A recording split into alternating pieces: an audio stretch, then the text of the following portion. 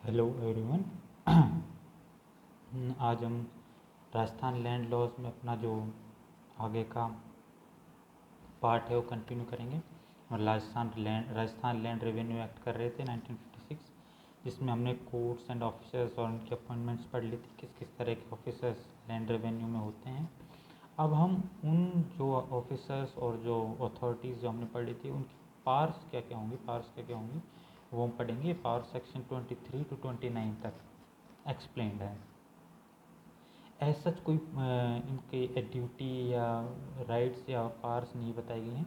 ये एक general explanation है, पता करने का तरीका है। अगर हमको हायरार्की याद है तो हम इनको इजीली याद कर सकते हैं। वो हम बार बार करते रहेंगे तो हमको एक प्रॉपर जो क्या सीक्वेंस है इनका, क्या इन्फीरियरिटी है क्या सुपीरियरिटी है, वो चलता रहेगा। ठीक है, तो सबसे पहले जो पावर्स में है वो सेक्शन 23 से 29 तक है। सेक्शन 23 से 29 इसमें पावर्स चलती हैं कि इसकी कितनी क्या पावर्स हैं वो हम पढ़ेंगे। तो सेक्शन 23 से शुरू करते हैं। पुराना एक बार फिर से आप वीडियो को कंटिन्यूटी में देखना तो पता चल जाएगा क्या क्या हमने पढ़ा। ठीक है, डिविजनल कमिश्नर, फिर कलेक्टर, फिर एसटीओ, फिर कलेक्टर के बाद उसका असिस्टेंट कलेक्टर, एडिशनल कलेक्टर, फिर एसटीओ है, फिर तहसीलदार है, नायब तहसीलदार है। तो इस तरीके से सीक्वेंस है। और लैंड रिकॉर्ड्स के डायरेक्टर हैं, है ना। सेटलमेंट कमिश्नर हमने पढ़ा। फिर डिस्ट्रिक्ट लेवल पे सेटलमेंट ऑफिसर है, लैंड रिकॉर्ड ऑफिसर है। तो ये सब हमने पढ़ा। इसके बाद आते हैं हम कंट्रोलिंग पावर्स से शुरू करते हैं। कंट्रोलिंग पावर्स इसके पास होंगे जो भी नॉन जुडिशियल और नॉन सेटलमेंट ऑफ जो सारे मैटर्स हैं, non judicial and non settlement. ठीक है, जो जुडिशियल नहीं है और जो सेटलमेंट से रिलेटेड नहीं है, इन दोनों मैटर्स को हैंडल कर रहा है स्टेट गवर्नमेंट। इन दोनों को कंट्रोल करेगी स्टेट गवर्नमेंट। इनको जो नॉन जुडिशियल नहीं है और जो सेटलमेंट से रिलेटेड नहीं है। और जो जुडिशियल मैटर्स हैं और जो सेटलमेंट से रिलेटेड मैटर हैं, इनको करता है बोर्ड ऑफ रेवेन्यू। हमने पढ़ा था सबसे पहले, वो बोर्ड ऑफ रेवेन्यू इसके जुडिशियल और सेटलमेंट मैटर्स को हैंडल करता है। बाकी जितने भी मैटर्स हैं उनको स्टेट गवर्नमेंट हैंडल करती है। क्लियर है, कोई दिक्कत नहीं इसमें। इसी में बताया गया है कि जुडिशियल मैटर्स क्या क्या हैं। जुडिशियल मैटर्स वो हैं जो कोर्ट में जाते हैं, रेवेन्यू कोर्ट में जाते हैं, और वहाँ पे जो है पार्टीज़ के राइट्स और लाइबिलिटीज डिसाइड होती हैं। अब इसमें अपील, रिव्यू, रिवीजन वो तो इंक्लूड होंगे ही। ठीक है, वो सब जुडिशियल मैटर्स होते हैं। तो जुडिशियल मैटर के अगर यहाँ पे क्या होंगे, दोज मैटर्स विच डिसाइडेड जो determine by revenue court and which determines the rights and liabilities of the parties and proceed. और इसमें ऑर्डर्स देते हैं, अपील और वो सब, it includes appeal, review, revision, reference. ठीक है, कोई प्रॉब्लम नहीं है, बड़ा सिंपल सा सेक्शन था। सेक्शन 23 इसमें बताया गया है जुडिशियल और सेटलमेंट मैटर्स को देखेगा अपने बोर्ड ऑफ रेवेन्यू, और इसके अलावा जो भी मैटर्स होंगे उनको देखेगा स्टेट गवर्नमेंट, उसका कंट्रोल होगा। ठीक है, ये पावर्स शुरू होती हैं। अब सबॉर्डिनेशन क्या होगा रेवेन्यू कोर्ट्स और ऑफिसर्स का। ठीक है, अब इसमें मैं क्या आपको एक एडवाइस करूँगा कि आपकी जो नोटबुक है उसमें एक ब्लैंक पेज पे, इस तरह के ब्लैंक पेज पे एक सबॉर्डिनेशन का चार्ट बना लें तो समझने में आसानी हो जाएगी। It will be easy to understand. ठीक है, तो एक तो प्रॉपर सबसे पहले क्या होता है कि आप इसमें 3 चार्ट बनाएंगे हम। ठीक है, 3 वे में होगा। सबसे पहले एक हम ऊपर ऊपर लिखेंगे डिविजनल कमिश्नर। फर्स्ट चार्ट में एक साइड डिविजनल कमिश्नर होगा। ठीक है, फिर भी एक लाइन खींच के फिर होगा डायरेक्टर ऑफ लैंड रिकॉर्ड। ठीक है, और फिर होगा सेटलमेंट कमिश्नर। ठीक है, तो मैंने इस तरीके से जो है ये 3 पार्ट्स बना लिए हैं। ठीक है, तो अब हम जो ये डिविजनल कमिश्नर है इसका सबऑर्डिनेशन लिखते जाएंगे। देखिए, all additional commissioners, additional commissioners मतलब एडिशनल डिविजनल कमिश्नर्स। ठीक है, इसके बाद कलेक्टर्स, एडिशनल डिस्ट्रिक्ट के नीचे कलेक्टर आएगा, कलेक्टर के नीचे एडिशनल कलेक्टर, ठीक है। उसके बाद सब डिविजनल ऑफिसर SDO, इसके बाद असिस्टेंट कलेक्टर, ठीक है। इसके बाद तहसीलदार, ठीक है। इसके बाद एडिशनल तहसीलदार और उसके बाद नायब तहसीलदार, ठीक है। ये सब ये पूरा यहाँ तक हो गया।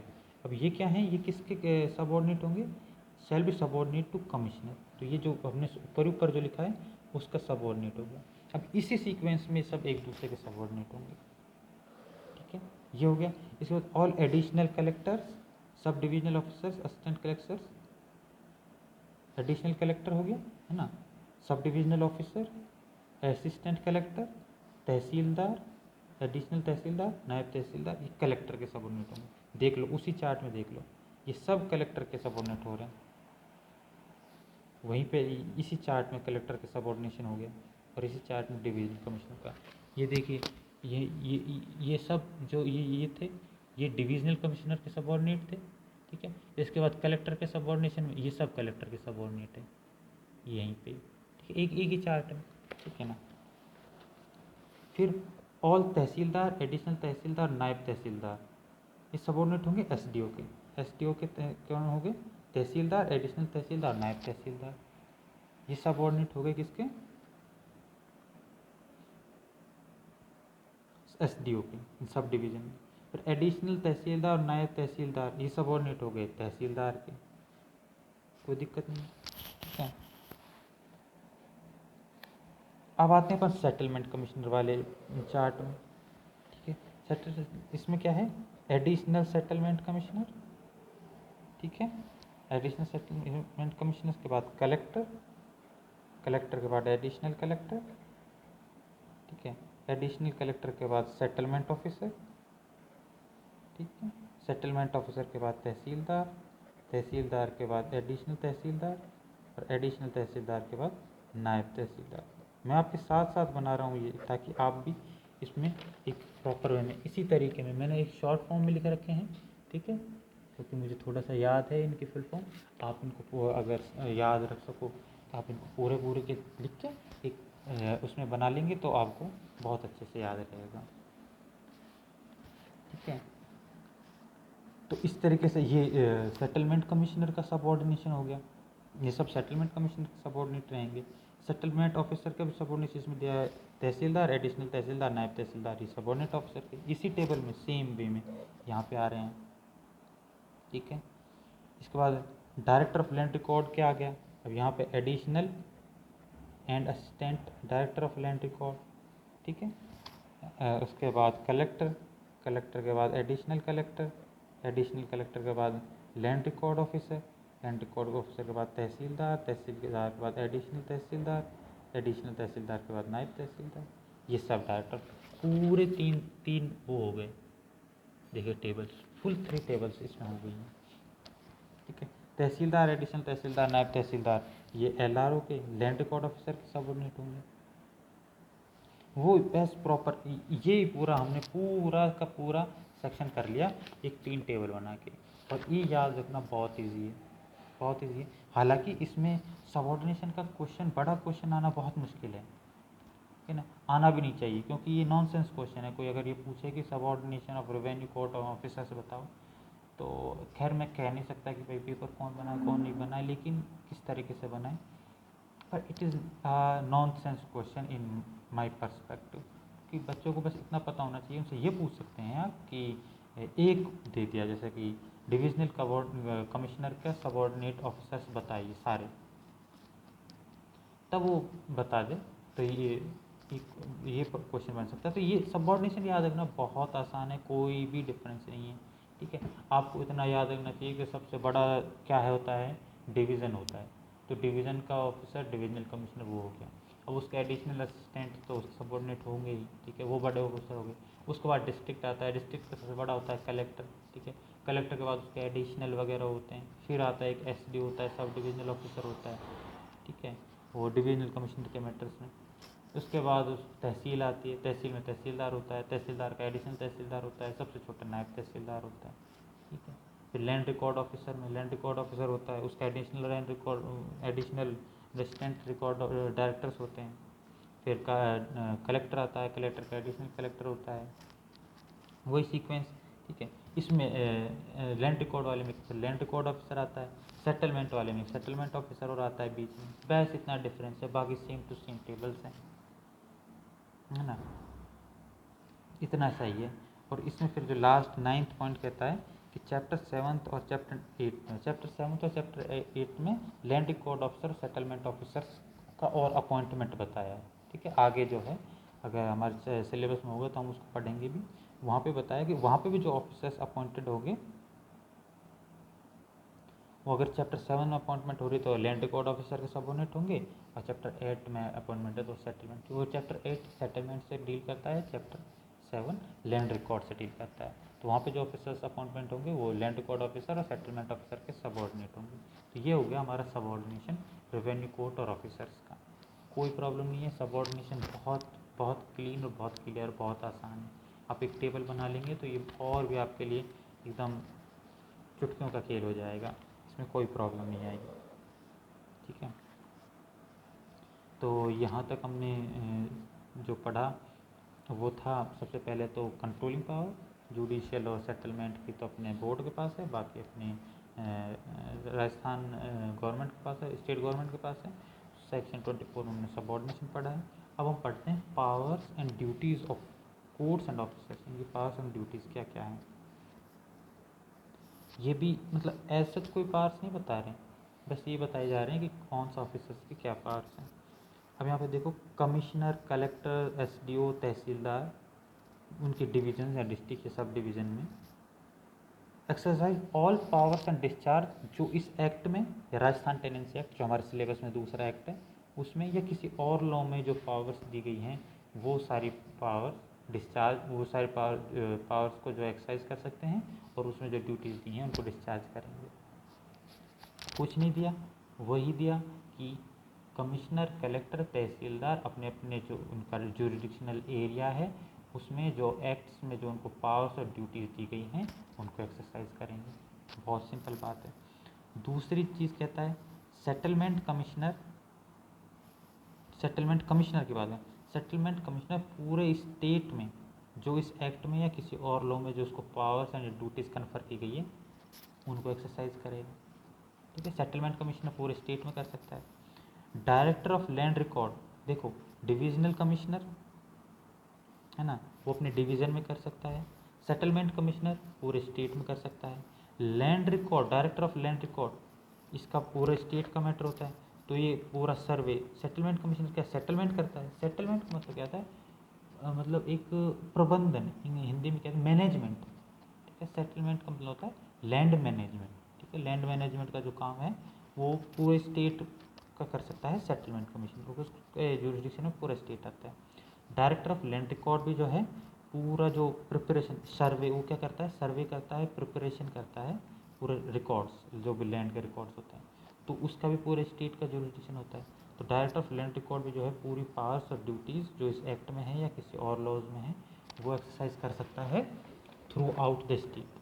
ठीक है, तो सेटलमेंट कमीशन पूरे स्टेट में कर सकता है, land record, director of land record पूरे स्टेट में कर सकता है, डिविजनल कमीशन अपने डिवीजन में कर सकता है, कलेक्टर अपने कलेक्ट्रेट में, अपने डिस्ट्रिक्ट में कर सकता है, और तहसीलदार अपनी तहसील में कर सकता है। नाम से कोई पता चल रहा है, कोई दिक्कत नहीं। लैंड रिकॉर्ड ऑफिसर की बात हो रही है अब यहाँ पे। ठीक है, लैंड रिकॉर्ड ऑफिसर अपने पढ़ा जो अभी उसमें, लैंड रिकॉर्ड ऑफिसर या officer appointed under chapter 7, chapter 7 में लैंड रिकॉर्ड से रिलेटेड ही ऑफिसर्स अपॉइंट हो रहे हैं। ठीक है, वो जो एरिया है, जिस जिस जिस एरिया में वो अपॉइंटेड हों, जो लैंड रिकॉर्ड ऑफिसर किसी ना कहीं डिस्ट्रिक्ट या किसी डिवीज़न या किसी तहसील में अपॉइंट हुए होंगे। ठीक है, तो एलआरओ जिस एरिया में अपॉइंटेड हुए हैं वहाँ पे आप पावर एक्सरसाइज कर सकते हैं और ड्यूटीज़ परफॉर्म कर सकते हैं उस एरिया में। सेटलमेंट ऑफिसर भी जो चैप्टर 8 में जो अपॉइंटमेंट हुए हैं वो भी जिस एरिया में अपॉइंटेड हुए हैं वहाँ पे एक्सरसाइज कर सकते हैं अपनी पावर्स और ड्यूटीज़। कोई प्रॉब्लम नहीं है, बड़े सिंपल वे में लिख रखा है इनको। ये यहाँ तक 5 पॉइंट में कोई दिक्कत नहीं है। ठीक है, सब बिल्कुल प्रॉपर है। डिवीजनल कमीशन डिवीजन में अपना एक्सरसाइज कर सकता है पावर्स, कलेक्टर अपने डिस्ट्रिक्ट में, तहसीलदार अपनी तहसील में, ठीक है, सेटलमेंट कमिश्नर पूरे स्टेट में, डायरेक्टर ऑफ लैंड रिकॉर्ड पूरे स्टेट में, LRO अपने जिस एरिया में अपॉइंटेड है उसमें, सेटलमेंट ऑफिसर जो एरिया अपॉइंटेड है उसमें। इसके बाद आता है एडिशनल कमिश्नर, ठीक है, जो एडिशनल कमिश्नर है, या एडिशनल सेटलमेंट कमिश्नर है, या एडिशनल असिस्टेंट कमिश्नर है, या एडिशनल कलेक्टर है, या एडिशनल तहसीलदार है, ठीक है। तो एडिशनल का मतलब क्या होता है, अतिरिक्त, ठीक है ना, इन एडिशन। इसका मतलब वो नहीं है कि वो एज सच प्रॉपर सबऑर्डिनेट है, उसको बराबर भी मान सकते हैं। एडिशनल कलेक्टर का मतलब हम इक्विवेलेंट टू कलेक्टर भी मान सकते हैं इन अ सर्टेन वेज, क्योंकि वो ही वर्क एक्सरसाइज करता है जो कलेक्टर करता है, ठीक है। असिस्टेंट जो कलेक्टर है वो लोअर होता है, वो नीचे के काम एक्सरसाइज करता है, लेकिन एडिशनल कलेक्टर उन्हीं वर्क्स को एक्सरसाइज करता है जो कलेक्टर करता है, लेकिन उसके पास कलेक्टर टाइटल नहीं होता, उसके पास टाइटल होता है एडिशनल कलेक्टर, ठीक है। तो एडिशनल जो कमिश्नर या सेटलमेंट कमिश्नर या असिस्टेंट डायरेक्टर या एडिशनल कलेक्टर या एडिशनल तहसीलदार, ठीक है, ये जिस एरिया में अपॉइंटेड होंगे, ठीक है, वो उन्हीं कमिश्नर, ठीक है, डिविजनल कमिश्नर या लैंड रिकॉर्ड डायरेक्टर, ठीक है, या फिर सेटलमेंट कमिश्नर या कलेक्टर, उनके जैसे ही जो है पूरा अपना पावर एक्सरसाइज करेंगे और ड्यूटीज़ को करेंगे। आपको जैसे वो डायरेक्टर्स करते हैं ऐसे ही एडिशनल डायरेक्टर्स भी करेंगे, कोई उनमें डिफ्रेंशिएट नहीं होगा। जो मैटर्स और क्लास ऑफ केसेस उनको असाइन किए गए हैं उनमें वो एज ए डायरेक्टर ही एक्ट करेंगे, एडिशनल वाले डायरेक्टर्स हैं जो भी, ठीक है। और ये जब ये वर्क्स एक्सरसाइज कर रहे होंगे, ठीक है, ये जब एडिशनल कमिश्नर या एडिशनल सेटलमेंट कमिश्नर या एडिशनल कलेक्टर ये जब ये सारी पावर्स और ये वर्क्स एक्सरसाइज कर रहे होंगे, इनको माना भी कमिश्नर या डायरेक्टर या तहसीलदार या कलेक्टर ही माना जाएगा जहाँ पे अपॉइंटमेंट है। क्या मीनिंग हुआ इसका? मीनिंग ये हुआ कि जैसे एक कलेक्टर है और एक एडिशनल कलेक्टर, अभी इसमें 4-5 पोस्ट हैं, ये तो सारी पोस्ट हमको याद करनी है। मैं एक एग्जांपल देकर बताता हूँ, एक कलेक्टर है, एक एडिशनल कलेक्टर है। तो एडिशनल कलेक्टर को जो गवर्नमेंट वर्क असाइन करेगी उन वर्क को करते हुए वो एक्ट करेगा एज एन कलेक्टर, ठीक है, एज एन कलेक्टर ही वो उन वर्क को करेगा और उन वर्क को करते टाइम उसे कलेक्टर ही माना जाएगा, एडिशनल कलेक्टर को, ठीक है। ये गवर्नमेंट कन्फर कर रही है उसको, ठीक है ना। तो वो जो इसमें क्या मैटर्स डिवाइडेड होते हैं, कैसे सेट होता है ना कि कोई एक प्रॉपर मैटर है तो उस मैटर को कलेक्टर ने क्या रखा है कि इसको एडिशनल कलेक्टर देखेगा, तो उस मैटर को जब एडिशनल कलेक्टर देखेगा तो एज एन कलेक्टर देखेगा, ठीक है। उसके पास राइट्स एंड ड्यूटीज़ कैसी होंगी, कलेक्टर की होंगी, और उसको समझा भी क्या जाएगा while he doing that act, ठीक है। जो जब वो ड्यूटी वो परफॉर्म कर रहा होता है तो shall for all purposes be deemed to be a commissioner और डायरेक्टर और कलेक्टर और तहसीलदार, उसको वो माना जाएगा, ठीक है। नेक्स्ट वीडियो में कंटिन्यू करते हैं।